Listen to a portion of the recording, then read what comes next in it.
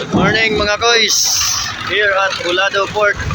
Anhi na sad ta magsinamok mga koys. Ana man na unsa ba? Matik na. Alright, let's go mga koys. Magsamok-samok na ta diri. Dito tayo sa Bulado Port. Gihol nga Negros Oriental. Tara. Pura magtro. Para magkorek. Oh. Ay, si ate, vlogger pa si ate. Ano ba? Diba? Ha? Taga-diri sikap?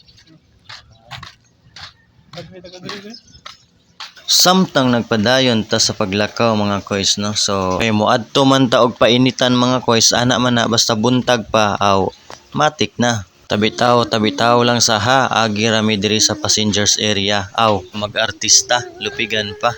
Kay karon naman ko nakaari diri mga koys, so mauday ning ilang lugar diri mga koys, no? Gibungkal ng karsada mga koys kay tamnan siguro nigpaliya. Pero atik ra.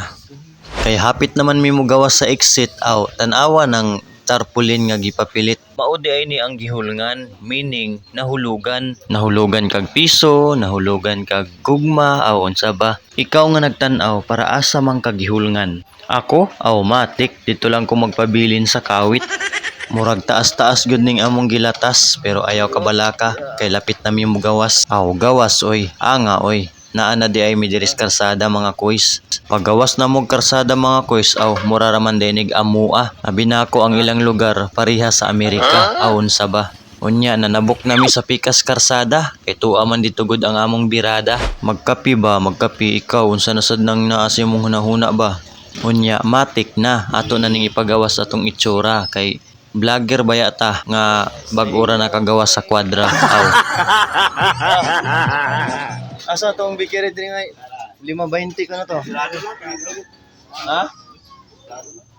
Sarado. Unya nangita dayon ta sa tag 5.20 nila nga supas. Awon sa ba? Paan mangguro na sa inyo ha?